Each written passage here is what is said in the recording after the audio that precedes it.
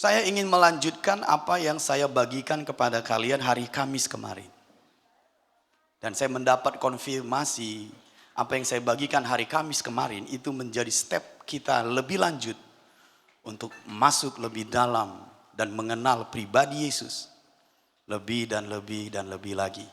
Dan kita akan mulai memahami apa sih sebenarnya yang dimaksud di perspektif kita yang baru, hidup oleh iman. Bagaimana namanya orang benar hidup oleh iman? Siapa Yesus? Dan apa yang diberikannya kepada kita akan terang benderang bagi kita, saudara. Itu sebabnya saya menghimbau kalian semua pohon tarbantin ini, dengarkan kaset MP3 yang hari Kamis. Jadi supaya komplit nanti apa yang saya bagikan, engkau perlu mendengar apa yang saya sampaikan hari Kamis. Memang yang hari Kamis itu terus berhubungan dengan hari-hari sebelumnya. Tapi hari ini saya akan lebih kuat untuk membagikan dari yang hari Kamis. Makanya kau perlu mendengarkannya. Mari kita buka Markus pasal yang kelima. Markus pasal yang kelima. Mungkin tadi Mam juga sudah membagikan mengenai iman dan seterusnya. Dan tadi saya mendengar Mam sebelum turun dan saya exciting sekali mendengarnya. Karena saya melihat kehidupan itu hidup, bekerja dalam dirinya dan itu mengimpart pada saya. Dan saya yakin akan mengimpart padamu tadi. Mari kita lihat ayat 25. Adalah di situ seorang perempuan yang sudah 12 tahun lamanya menderita pendarahan. Ia telah berulang-ulang diobati oleh berbagai tabib, sehingga telah dihabiskannya semua yang ada padanya. Namun sama sekali tidak ada faedahnya. Malah sebaliknya keadaannya makin memburuk. Ayat 27. Dia sudah mendengar berita-berita tentang Yesus. Maka di tengah-tengah orang banyak itu ia mendekati Yesus dari belakang dan menjamah jubahnya. Sebab katanya, asal ku jamah saja jubahnya, aku akan sembuh. Seketika itu juga berhentilah pendarahannya dan ia merasa bahwa badannya sudah sembuh dari penyakitnya. Ayat 25 dan 26 yang barusan kita baca, kalau kalian perhatikan baik-baik, itu adalah kenyataan hidupnya yang lama. Lalu kalau kita perhatikan di ayat yang ke-27, 28 dan 29, itu kenyataan hidupnya yang baru. Bisa mengerti maksud saya? Dan ini terjadi karena iman. Kalau kita hidup seperti ini, engkau akan mengalami hal yang sama. Bagaimana berlalunya kenyataan yang lama dan datangnya kenyataan yang baru. Kenyataan yang baru itu datang oleh sebab kebenaran. Perempuan ini mendengar berita tentang Yesus, lalu roh menginspirasi itu di alam imajinasinya, dan dia melihat dia sembuh. Itulah kebenaran. Saat dia menindakinya, sembuhlah dia. Itulah kenyataan baru. Yesus berkata, imanmu. Jadi kalau kita mau tahu iman, definisinya menurut Yesus ya seperti ini. Bisa paham? Seperti yang hari Kamis kemarin saya juga sudah jelaskan. Itulah iman yang dimaksud Tuhan. Maka kenyataan yang baru akan datang. Bisa mengerti maksud saya? Nah, kalau kalian mengingat-ingat tentang istilah lahir baru. Apa itu? Lahir baru yang kita pahami adalah yang lama sudah berlalu. Yang baru sudah datang. Bisa paham maksud saya? Bukankah lahir baru juga oleh karena iman? Jadi sebenarnya saudara, prinsip dari kenyataan yang lama itu berlalu. Dan datangnya kenyataan yang baru, itu sebenarnya prinsip lahir baru. Jadi lahir baru itu bukan sekali sebenarnya. Tapi tiap-tiap hari. Selama yang lama berlalu. Dan yang baru datang. Itu sebenarnya termasuk prinsip lahir baru. Jadi kalau disebutkan orang benar hidup oleh iman, maka setiap hari dia mengalami hal yang baru. Dan kalau kita tiap hari mengalami hal yang baru, bukankah itu disebut hidup yang berkelimpahan? Jadi peristiwa lahir baru itu sebenarnya prinsipnya engkau alami tiap-tiap hari. Sama seperti kita melihat seorang bayi lahir, kan dia bertumbuh.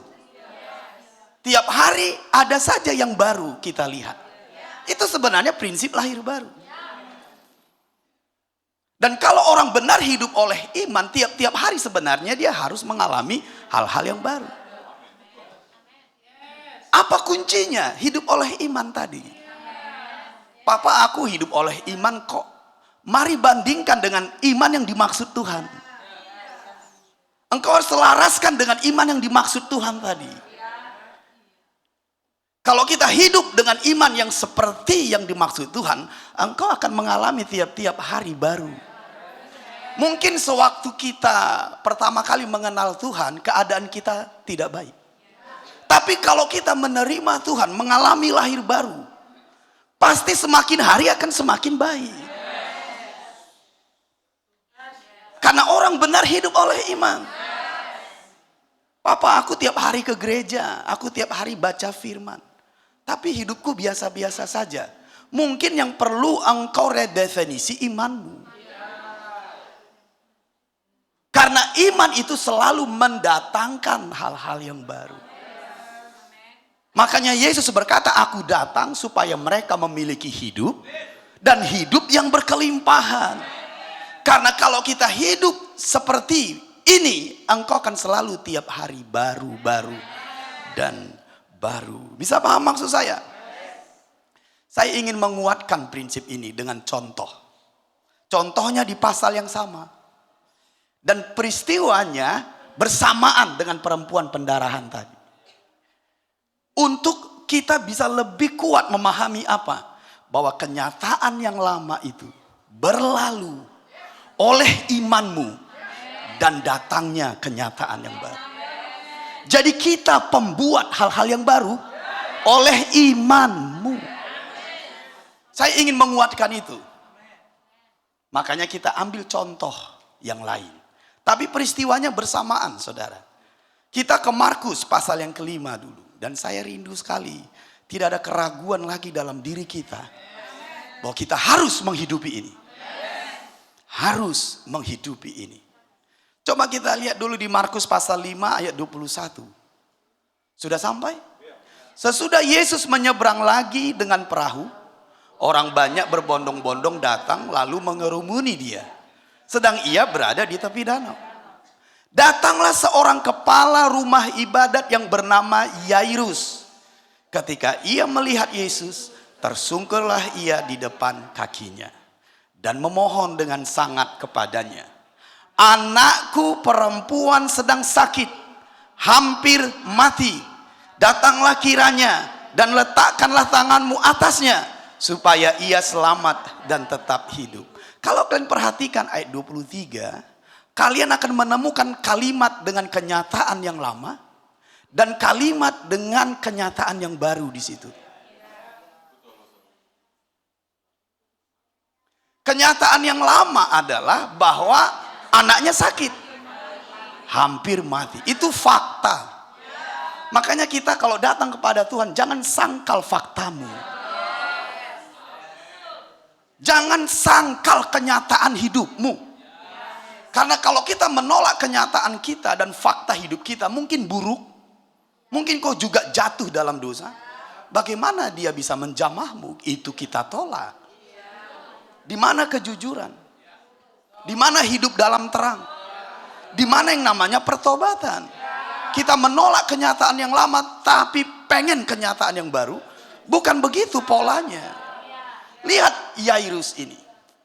Dan Tuhan berkata itu iman, saudara. Sama seperti perempuan pendarahan tadi. Dia mengakui fakta hidupnya kok buruk sekali. Yesus berkata itu iman. Dengarin saya baik-baik. Di kalimat itu ada kenyataan yang lama. Tapi ada juga kenyataan yang baru. Anaknya sakit dan hampir mati. Lihat kalimat kenyataan yang baru. Ini indah kalau kalian pahami. Perhatikan ya. Datanglah kiranya dan letakkanlah tanganmu atasnya supaya ia selamat dan tetap hidup. Ini dilihatnya di imajinasi rohaninya. Faktanya kan Yesus belum datang ke rumahnya. Berarti dia melihat itu di imajinasi rohani. Dia melihat kenyataan di sekitarnya dan dia melihat kebenaran di imajinasi rohaninya. Sama nggak dengan perempuan pendarahan? Makanya dia dimasukkan di peristiwa yang sama. Supaya kita bisa hidup dengan iman yang dimaksud Tuhan. Dengarkan saya baik-baik. Dia melihat itu di imajinasi rohaninya.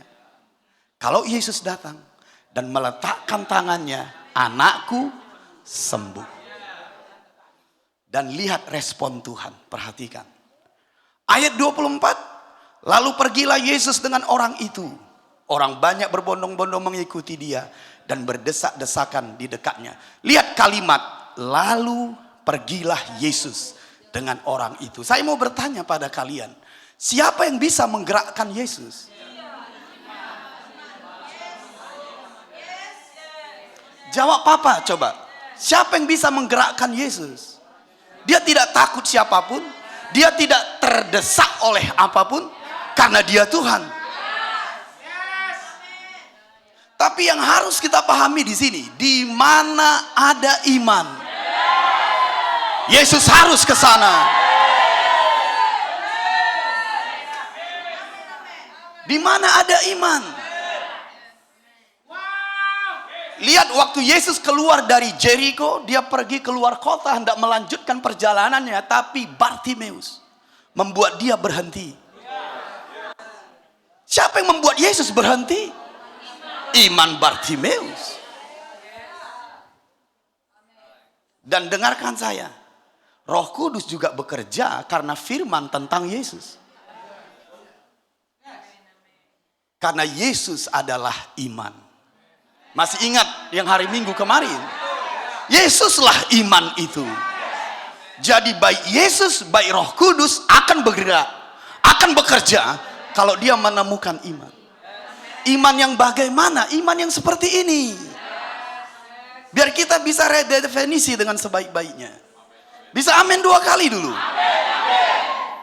Lukas 8 ayat 18. Yesus dan Roh bergerak, berhenti, bekerja kalau dia menemukan iman. Bisa paham maksud saya? Ayat 18. Karena itu perhatikanlah cara kamu. Bukan maksud saya Lukas 8 ayat yang Lukas 18 maksud saya. Lukas 18 ayat 8, Mari tampilkan dengan cepat. Ayat yang ke-8. Aku berkata kepadamu, ia akan segera membenarkan mereka. Baca dengan kuat. Akan tetapi, jika anak manusia itu datang, adakah ia mendapati iman di bumi? Karena di mana ada iman di bumi, ke situ Tuhan datang. Ke rumah Yairus. Apa spesialnya rumah Yairus? Karena ada iman di situ, saudara. Bahkan agenda Tuhan pun diinterupsi oleh perempuan pendarahan itu. Karena Yesus tidak punya rencana menyembuhkannya. Tapi karena ada iman di perempuan pendarahan itu, Yesus harus berhenti. Tujuannya ke rumah Yairus. Kok bisa bayangkan? Adakah iman di sini? Adakah iman di hidupmu? Maka perkataan saya, jangan khawatir dengan hidupmu. Jangan takut. Jangan takut, jangan khawatir. Kalau ada iman dalam dirimu, Yesus akan datang ke sana, membebaskan, menyembuhkan. Saya Saya suka gairahmu karena kau percaya. Kau akan mengalami ini tiap-tiap hari. Saudara bisa mengerti? Bisa pahami di sini? Kalau ada iman, Tuhan akan datang. Jadi kita tahu kenapa spesial rumah Yairus? Karena Yairus. Gak ada yang bisa menggerakkan Tuhan kecuali iman di bumi. Iman di pohon tarbantin. Iman seperti apa? Pelajari lagi yang saya sampaikan. Hari Kamis saya menjelaskan itu. Nanti juga saya jelaskan itu. Renungkan, pelajari, hidupi. Engkau akan melihat Yesus bekerja. Rohnya bekerja atas hidupmu. Silakan duduk. Saya lanjutkan lagi. Kalimat Yairus. Kita kembali ke Markus pasal 5. Ayat yang ke-23. Perhatikan baik-baik, saya nggak lama lagi saudara. 10 menit saya selesai. Tapi kau harus menangkapnya. Penting menangkap firman. Dengarkan Papa baik-baik. Ayat 23, saya mulai dari situ. Dan memohon dengan sangat kepadanya. Anakku perempuan sedang sakit, hampir mati. Ini kenyataan hidupnya. Kenyataan keluarganya. Memang anaknya sakit, hampir mati. Tapi dia melihat hal yang baru di pikirannya. Lihat, datanglah kiranya dan letakkanlah tanganmu atasnya. Kan dia melihat itu. Supaya ia selamat dan tetap hidup.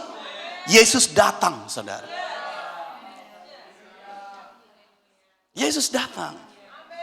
Nah, lihat kelanjutan ceritanya. Karena setelah itu di ayat 25 itu seorang perempuan pendarahan. Karena ceritanya berlanjut. Bisa paham maksud saya? Kita lompat ayat 35. Kita lihat ceritanya berlanjut. Ayat 35 ini sambungannya.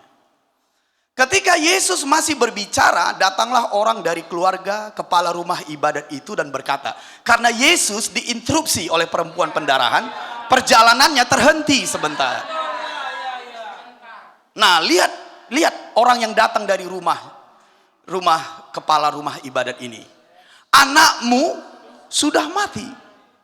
Apa perlunya lagi engkau menyusah-nyusahkan guru? Keadaannya makin buruk. Keadaan perempuan itu makin buruk juga. Tapi kalau ada iman di sana,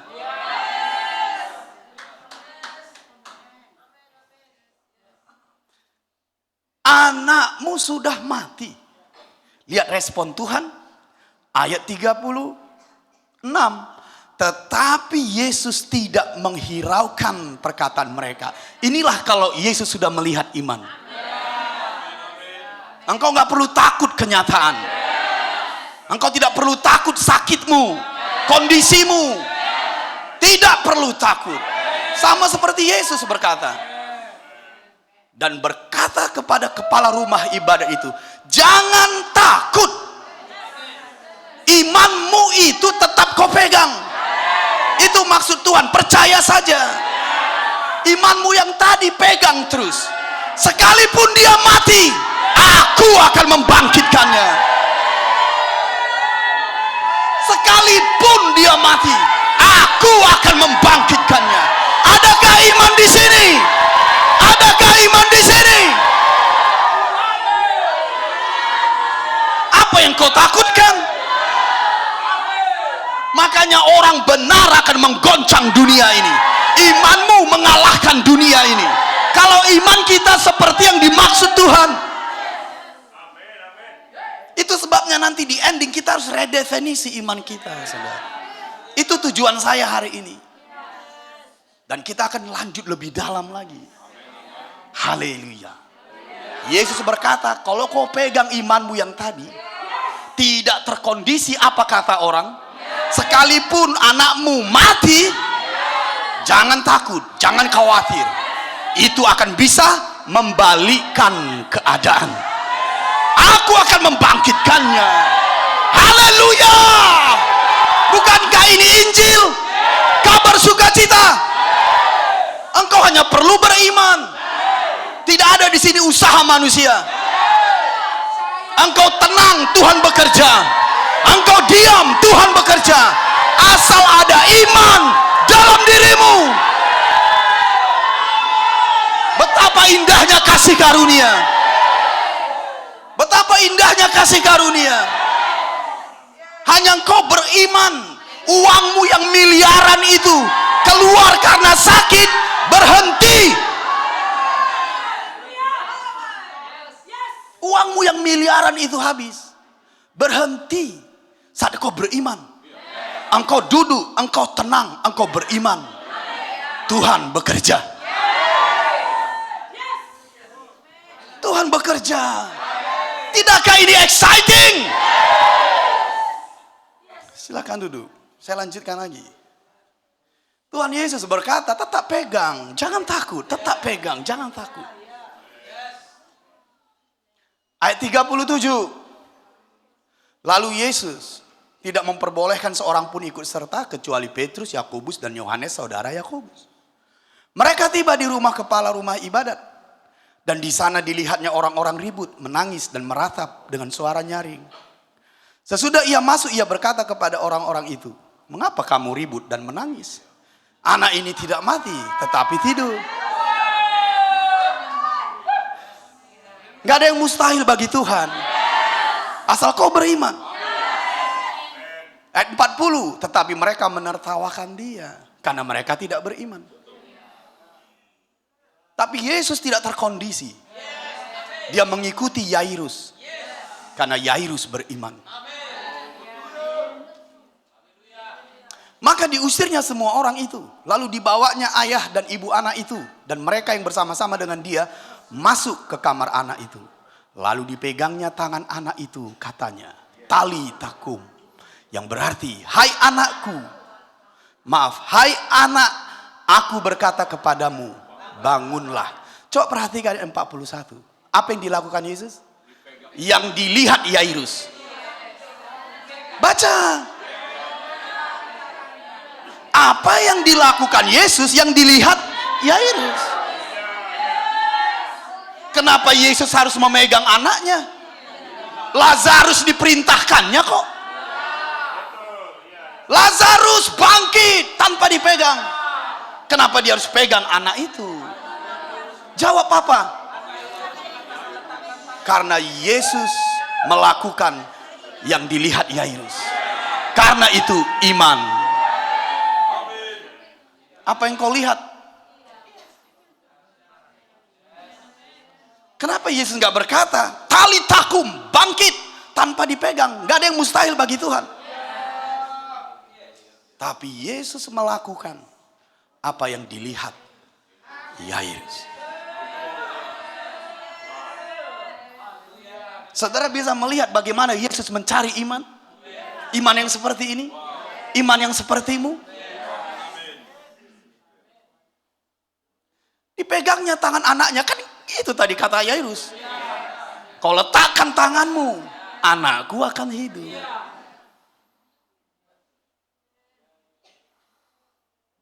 Ayat yang ke-42, seketika itu juga anak itu bangkit berdiri dan berjalan. Sebab umurnya sudah 12 tahun. Semua orang yang hadir sangat takjub. Dengarin saya, berapa usia perempuan ini? Bisa dengan kuat dijawab? Start anak ini lahir, perempuan pendarahan itu sakit.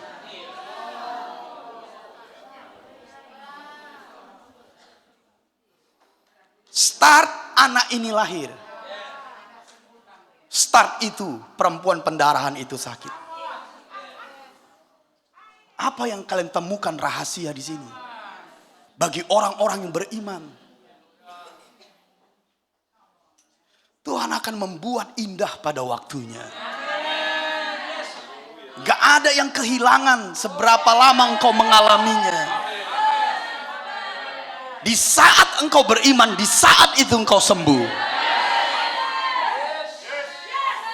Makanya imanmu menggoncang dunia ini. Imanmu mengalahkan dunia ini. Bahkan waktu tidak bisa memegang kuasa kalau engkau beriman. Tidak bisa menahan kuasa Tuhan. Ini penting sekali. Saya rindu Pontar Bantin hidup di sini. Jadi karena ini menjadi fondasi kita, bagi kita yang percaya, saya ingin mengajarimu supaya engkau meredefinisi imanmu. 10 menit saya akan menjelaskan iman ini seperti apa. Tentu ada kaitannya yang saya bagikan hari Kamis kemarin. Sehingga kau bisa mengalaminya karena kau menghidupinya, kau mengerti. Bisa paham maksud saya? Haleluya. Mari kita lihat dulu Roma pasal yang pertama. Setelah itu kita akan belajar tentang iman ini 10 menit saja. Roma pasal yang kelima, bukan, Roma pasal yang pertama maksud saya. Roma pasal yang pertama ayat yang ke-16. Saya mau ayat yang ke-17 aja. Sebab di dalamnya nyata kebenaran Allah di dalam Injil. Injil itu tentang Yesus. Yang bertolak dari iman.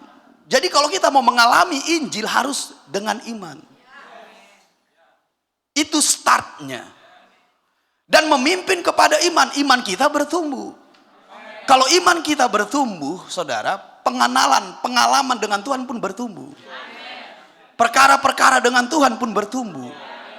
Karena iman menggerakkan Tuhan dan rohnya bekerja dalam dirimu.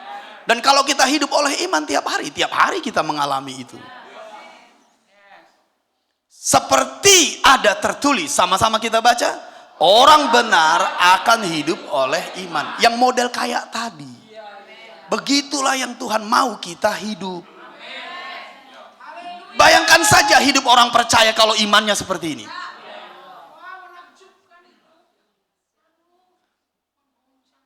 Yohanes 10 ayat 10. Ini sekedar tambahan saja karena saya nggak fokus di sini.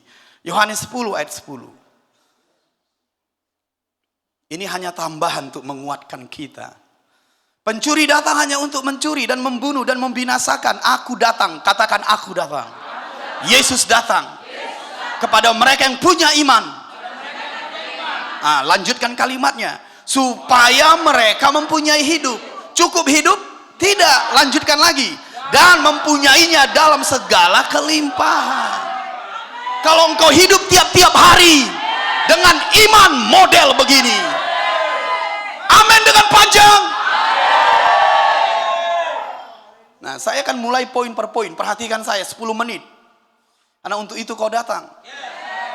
Saya nggak mau membagikan firman kau nggak mengerti. Bagaimana kau menghidupi? Jadi jangan sia-siakan kehadiran kita di sini. Saya juga tidak mau menyia-nyiakan waktu saya untuk membagikan firman padamu. Saya diberkati, engkau diberkati. Dan kita bersuka cita di dalam Tuhan. Itu kerinduan saya. Siap 10 menit? Poin per poin? Supaya engkau tahu menghidupi iman yang benar. Apapun kondisimu, jangan takut, jangan khawatir. Hidup di sini.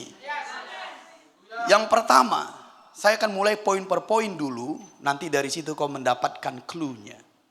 Yang pertama, yang saya bagikan tadi maksud saya. Yang pertama, inilah iman orang benar. Allah mau kita hidup seperti ini setiap hari. Itu dulu poin pertama. Inilah iman orang benar.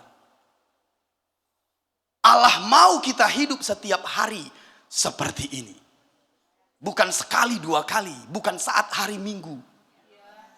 Tiap hari engkau hidup. Tiap hari engkau pergi bekerja. Sekolah, atau kuliah, atau apapun. Tiap hari kita hidup dengan iman seperti ini. Itu kehendak Tuhan. Inilah iman orang benar. Bisa paham? Nomor 2. Iman seperti ini, seperti yang saya jelaskan, adalah kunci mengakses kerajaan Allah. Iman seperti ini, seperti yang saya jelaskan maksudnya, adalah kunci mengakses kerajaan Allah. Saya mau menjelaskan ini sebentar. Katakan kerajaan Allah. Seberapa kaya? Tiada terhingga. Seberapa besar kuasa di dalam? Berapa banyak kasih karunia di dalam? Dengarin, kerajaan Allah itu ditaruh Allah di dalam Yesus. Dan Yesus adalah firman. Berarti kerajaan Allah itu ditaruh di firman. Makanya setiap kali engkau melihat firman itu di imajinasi rohanimu, engkau mengakses kerajaan Allah. Jadi perempuan pendarahan ini melihat dia sembuh, dia mengakses kuasa dari kerajaan. Yairus melihat anaknya sembuh, dia mengakses kerajaan. Karena dia mendengar berita tentang Yesus. Karena di dalam Yesuslah kerajaan Allah itu. Jadi kalau kalian mendengarkan firman, di situ Tuhan sembunyikan semua. Makanya bisa masalah memang kalau sikap kita pada firman tidak benar. Kita nggak akan bisa mengakses itu. Tuhan sembunyikan di dalam firman. Yesus berkata, akulah jalan. Apa itu jalan? Firman. Akulah jalan, akulah firman dan kebenaran. Jadi kalau kita menerima firman, kita akan melihat kebenaran. Kemudian dan hidup, engkau mengalaminya. Jadi penting sekali posisi yang benar, duduk di kaki Tuhan untuk menangkap firman. Karena di situ semuanya. Yohanes 1 berkata, pada mulanya firman. Semua diawali dari firman, termasuk terobosan dalam hidupmu. Makanya kayak kalian yang mengalami contoh, kalau masih ada ya, kesusahan ekonomi, pertolonganmu bukan uang, tapi firman. Makanya kalau uangnya pertolonganmu, dikasih uang, besok kurang lagi. Terobosan itu di firman. Makanya kalau orang kekurangan, gak lapar, haus dengan firman, gak ada pertolongan. Ingat pesan saya. Termasuk keadaan keluargamu, keadaan hidupmu. Bisa senyum? Saya coba mencari sesuatu yang buat kita tertawa. Tapi gak dapat-dapat. Karena Tuhan bilang, John serius. Supaya mereka serius maksudnya. Baru senyum kan? Ternyata itu lucu juga. Oke, baik. Saya mulai dari mana tadi? Iya. Tahu kalian kalau ada orang kekurangan uang, maunya besok dikasih uang. Gak solusi. Itu bukan pertolongan jenis Tuhan. Tuhan selalu memulai dari firman-Nya. Makanya kalau kalian jumpa papa, jumpa mam, apapun keadaanmu, gak ada masalah. Selama kau lapar dan haus akan firman, di situ mulanya pertolongan. Kalau tidak, nggak ada jawaban. Jadi iman untuk mengakses kerajaan Allah, ini kuncinya. Posisikan dirimu dengan firman ya. Pada mulanya adalah firman. Segala sesuatu terjadi karena firman, termasuk terobosanmu, kesembuhanmu, kehidupanmu. Semua ditaruhnya di firman ini. Jadi iman seperti ini, nomor 2 tadi, adalah kunci mengakses kerajaan Allah. Yang ketiga, beginilah Abraham hidup. Dan beginilah harusnya keturunannya hidup. Masih ingat tentang Abraham? Hari Kamis dan hari Minggu yang lalu saya bagikan. Beginilah iman Abraham. Jadi kalau kita mau tahu seperti apa iman Abraham, ya seperti yang saya jelaskan ini. Roma 4, coba kita lihat. Roma 4, ayat 22. Tampilkan dengan cepat. Karena itu, hal ini diperhitungkan kepadanya sebagai kebenaran. Ini kepada siapa? Abraham. Masih ingat artinya diperhitungkan sebagai kebenaran? Menjadi kenyataan. Bisa amin 2 kali? Ayat 23 yang indah. Kata-kata ini, yaitu hal ini diperhitungkan kepadanya, tidak ditulis untuk Abraham saja. Ayat 24, tetapi ditulis juga untuk kita.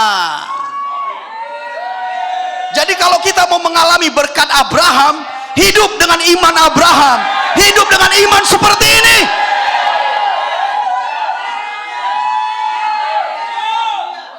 Sekalipun kau gak punya anak, sekalipun kondisimu begitu buruk, Imanmu akan mengubah keadaan.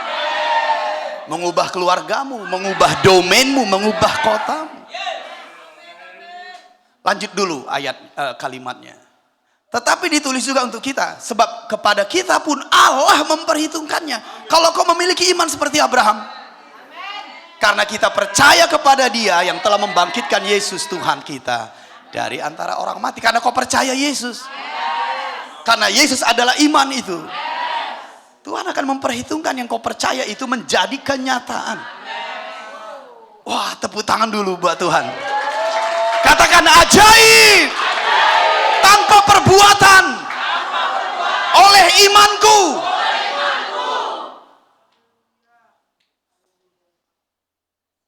Perbuatan muncul setelah kau beriman, bukan perbuatan dulu. Percaya dulu. Bisa paham maksud saya? Nomor 4. Saya mau selesai di nomor 4. Iman seperti ini ada karena firman tentang Yesus. Ingat itu. Ini kuncinya. Dengarkan saya. Iman seperti ini yang kita bicarakan tadi, ada atau eksis karena firman tentang Yesus. Makanya kita harus hati-hati firman yang kita dengar. Itu tentang siapa? Kalau kita menerima Injil lain, kita menerima roh yang lain. Kita menerima Yesus yang lain. Padahal itu disebut Injil loh. Masalahnya itu tidak tentang Yesus. Yang benar, bagaimana roh bekerja. Jadi iman yang seperti ini ada karena firman tentang Yesus. Karena Yesus adalah iman. Bisa paham? Oleh sebab itu yang paling penting karena iman ini ada karena firman tentang Yesus. Yang pertama, tahukah kamu? Jadi untuk engkau tahu tentang Yesus, ayo banyak belajar, banyak mendengar, renungkan, meditasikan. Bisa paham? Mencari wajah Tuhan lebih dalam dan dalam lagi. Datang ke ibadah, dengar MP3 supaya engkau tahu banyak tentang Yesus. Perempuan pendaharan itu mendengar berita-berita tentang Yesus. Paulus berkata, tahukah kamu? Tidak tahukah kamu? Bagaimana kalau kita tidak tahu? Dari mana iman datang? Bagaimana kalau yang kita tahu setengah benar? Bagaimana roh bekerja? Tahukah kamu, engkau harus benar-benar memahami pesan saya ini. Makanya engkau harus mendengarkan satu sumber. Kalau kau mendengar banyak sumber, yang saya khawatirkan engkau menjadi banyak tidak tahu dan bingung. Bagaimana kita hidup dalam iman? Makanya kita tidak melihat inspirasi firman itu oleh roh. Tidak tahukah kamu? Itu yang pertama. Yang kedua, kita perlu menangkap firman.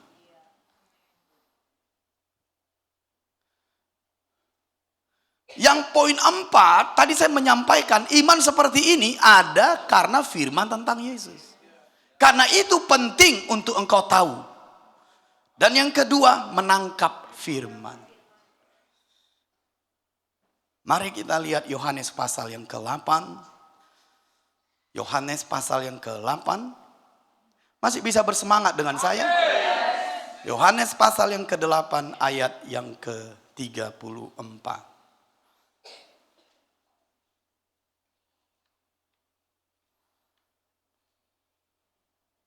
Yohanes pasal yang ke-8 ayat yang ke-43 maksud saya. Perhatikan baik-baik. Iman ini ada karena apa, saudara? Firman tentang Yesus. Berarti kita perlu tahu tentang Yesus. Tidak tahukah kamu, itu jadi penting dong. Kalau kita mau hidup dengan iman seperti ini. Yang kedua, tidak boleh hanya tahu, tapi engkau harus mampu menangkap. Ingat cerita saya kemarin? Sekalipun banyak ikan di danau, belum tentu engkau menangkapnya. Engkau harus ada di posisi yang benar. Bisa paham? Posisi kita yang benar seperti apa? Duduk di kaki Tuhan. Posisikan hatimu, posisikan hidupmu, itu maksud saya. Mari kita lihat ayat 43. Apakah sebabnya kamu tidak mengerti bahasaku? Sebab kamu tidak dapat menangkap firmanku. Ada kata mengerti di situ? Garis bawahi 2 coba. Karena itu juga artinya melihat firmanku di imajinasimu. Jadi mengerti di situ melihat. S-E-E, melihat. Understanding itu melihat. Tepuk tangan dulu. Saya mau lebih meriah. Saya mau lebih meriah lagi. Karena kau menerima kebenaran. Engkau menerima kunci. Amin 2 kali. Haleluya lagi. Jadi Yesus berkata, apa yang membuatmu tidak bisa melihat? Karena engkau tidak bisa menangkap. Karena mengerti di situ melihat. Mengerti di situ, understanding itu melihat. Melihat di imajinasi rohaninya. Perempuan pendaharan itu mengerti, kalau ku jamah jubahnya, aku sembuh. Dia lakukan. Yairus mengerti, kalau kusuruh Tuhan, bukan kusuruh Tuhan, sorry. Kalau Tuhan meletakkan tangannya, anakku akan sembuh. Jadi mengerti itu, melihat. Kita dapat kuncinya. Saya mau bersyukur dulu. Saya mau kita semua yang di ruangan ini bersyukur dulu. Boleh bangkit berdiri. Tuhan baik sama kita. Tuhan baik bagi kita. Dia tidak membiarkan kita tidak tahu. Dia tidak membiarkan kita tidak mengerti. Nanti di akhir kita akan berdoa supaya kau bisa menghidupinya. Apa yang terjadi besok? Apa yang terjadi minggu depan? Jawaban saya, hidup yang berkelimpahan. Sebab itulah tujuan Yesus datang. Ayo angkat tangan dua-dua. Bapa, kami bersyukur, kami berterima kasih. Engkau tidak membiarkan kami bingung, tidak tahu. Tapi Engkau membuka rahasiamu untuk kami bisa mengerti dan melihat. Terima kasih Tuhan, terima kasih Tuhan. Mari angkat tanganmu, mari angkat tanganmu. Berdoa dalam roh, berdoa dalam roh.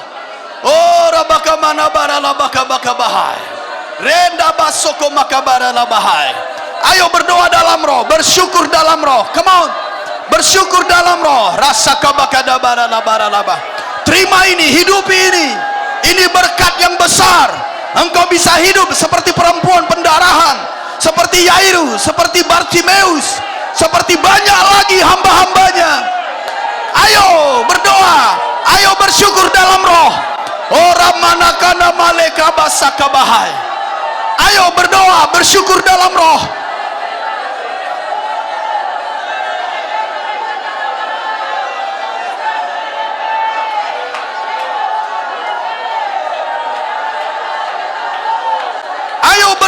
Ayo bersyukur dalam roh. Terima kasih Tuhan, terima kasih. Terima kasih Tuhan. Terima kasih Tuhan. Haleluya Tuhan, haleluya.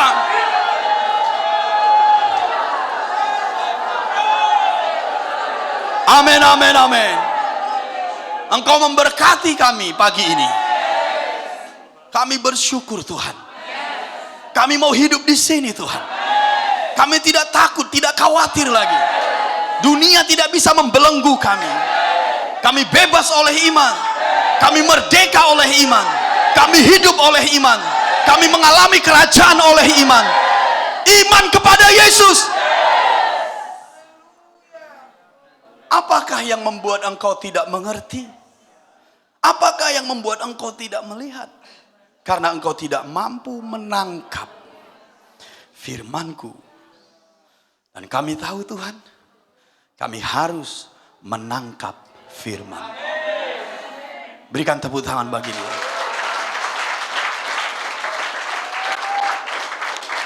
Sebelum duduk, karena saya akan selesaikan 2-3 menit lagi, jadi jangan duduk. Menangkap firman, it's very, very important. Menangkap firman. Firman selalu kau dengar kan? Tapi belum tentu kau tangkap. Di danau selalu banyak ikan. Belum tentu bisa kau tangkap.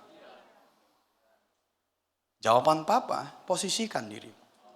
Kitab suci banyak berkata, berbahagialah orang yang lapar dan haus. Lapar dan hauslah. Karena mereka akan dipuaskan. Yesaya 55 berkata, dengarkanlah aku maka kau akan memakan yang baik. Dengarkanlah dengan baik. Sendengkanlah telingamu maka kau akan memakan yang lezat. Kenapa nggak kita arahkan telinga kita? Kita kadang-kadang ceroboh, biasa, familiar. Dan mengharapkan Tuhan menjamah kita, membawa kita ke tempat-tempat yang luas, yang berlimpah susu dan madunya. Nggak dibawa Tuhan juga. Karena memang kita harus memposisikan diri kita. Menangkap firman-Ku. Bisa paham? Nah, saya tidak fokus di situ, saya mau fokus apa kata Tuhan. Mengapa engkau tidak menangkap? Karena ayat selanjutnya menjelaskan 3 poin. Kenapa orang mendengar firman tapi tidak menangkap? Karena kita udah biasa mendengar gairah. Udah biasa mendengar sikap hati. Tapi kita harus mendengar juga apa kata Tuhan. Kenapa mereka tidak menangkap? Ayat selanjutnya. Tampilkan di depan, saya suka kau berdiri karena ini hanya 2-3 menit. Boleh? Kata Tuhan kenapa mereka nggak menangkap, ayat 44. Iblislah yang menjadi bapamu. Dan kamu ingin melakukan keinginan-keinginan bapamu. Ia adalah pembunuh manusia sejak semula. Dan tidak hidup dalam kebenaran. Sebab di dalam dia tidak ada kebenaran. Apabila ia berkata dusta, ia berkata atas kehendaknya sendiri. Sebab ia adalah pendusta dan bapa segala dusta. Nomor 1, kenapa mereka tidak menangkap firman? Karena iblis bapak mereka. Padahal mereka itu kaum-kaum agamawi. Orang-orang terpelajar, paham hukum Taurat. Ini memang menggemparkan. Makanya mereka hendak melempari Tuhan pakai batu. Kami ini pengajar hukum di Israel. Kau katakan iblis bapak kami. Tapi itu kata Tuhan, saya nggak menambahi, kita semua membacanya. Tidak ada hubungannya dengan orang yang rajin gereja di sini. Yesus berkata, iblislah yang menjadi bapamu. Engkau melakukan keinginannya. Kau nggak akan mampu menangkap firman-Ku. Kalau bagi kita kan nggak mungkin dong. Saya nggak berkata iblis bapak kita, sudahlah tidak. Tapi saya mau menangkap seperti ini. Engkau harus tahu sumbermu. Engkau harus tahu sumbermu dan dengar hanya satu sumber. Itu maksud ayat ini. Mereka mengejar sumber yang salah, yaitu iblis. Saya nggak berkata kalian mendengar sumber yang salah. Saya berkata seperti ini. Dengar sumbermu, engkau harus tahu sumbermu. Karena itu berkaitan langsung dengan kemampuanmu menangkap. Makanya kalau kalian sudah mulai mendengarkan yang lain dan mulai tidak mendengarkan sumbermu, kau kesusahan.